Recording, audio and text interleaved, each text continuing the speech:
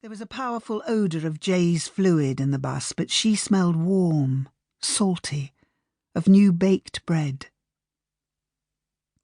Deirdre Harper came out of the village hall, forearms red to the elbow and dripping suds. "Deirdre, is anyone missing a girl?" She wiped her hands on her apron and delved in the pocket to produce a single wrinkled cigarette. "You're having me on, Mrs. Parr. Now I've seen it all. They can't even remember their own kiddies." "I'm not sure it's like that. Everyone's in shock." Deirdre lit up and exhaled smoke with a wide, down-curving smile of contempt. "In a funk, more like. Funk is all this is, you know. Look at them, scarpering on the buses instead of staying put in their shelters." I didn't point out that not everyone in Southampton had shelters. Deirdre had lost her son at the beginning of the war, in the sea off the coast of Norway. She no longer cared what she said, and nobody took her to task. "They've got tea anyway," I said.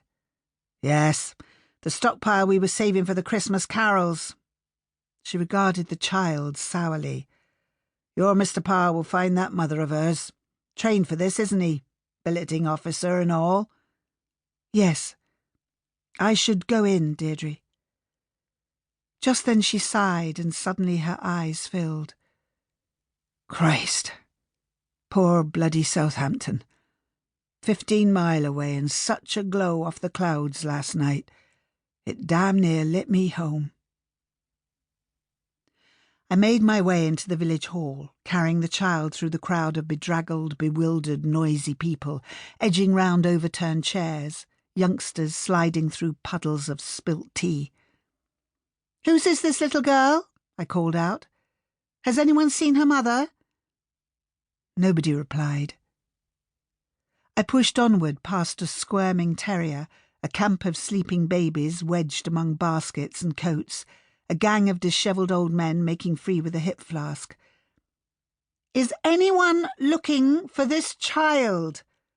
I called, louder this time. "Where are we, doll?" said one of the old men. "Upton," I told him. "The village of Upton." "Do you know this little girl?" He shook his head.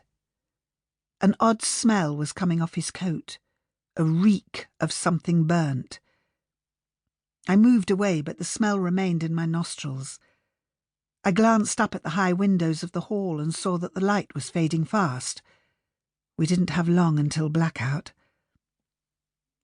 Halfway down the hall I found Mrs. Daventry and Miss Legg, 2 pillars of our little community. They were standing by a table and picking hopelessly at the knot on a bale of blankets. I hitched my burden higher with one hand. Astonishingly, she had not stirred, and with the other I grasped one loop of the knotted rope and prized it loose. "Ellen has such strong fingers," Mrs. Daventry said to Miss Legg. "She's so practical," Miss Legg said to Mrs. Daventry. "I simply know where to pull," I told them.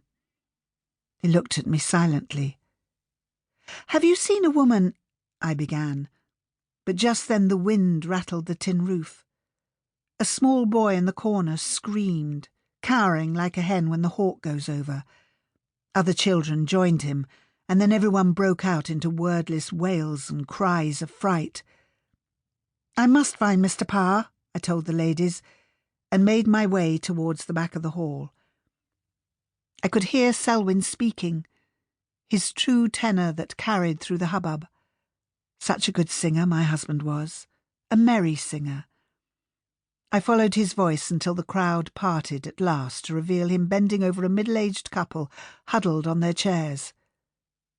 "Are you hurt?" he was asking them. "Selwyn." I felt breathless, as if I had run a long way. "Ellen, darling." He straightened up with a smile. "Where are you taking this young person?" I twisted my neck away from the child's hot face. She was asleep in the back of the bus, all alone. I can't find her mother. His eyes widened. "She was left on the bus?" "Yes." I stared around the room. "Selwyn, what are we going to do with all these people? Another busload and we'll run out of..."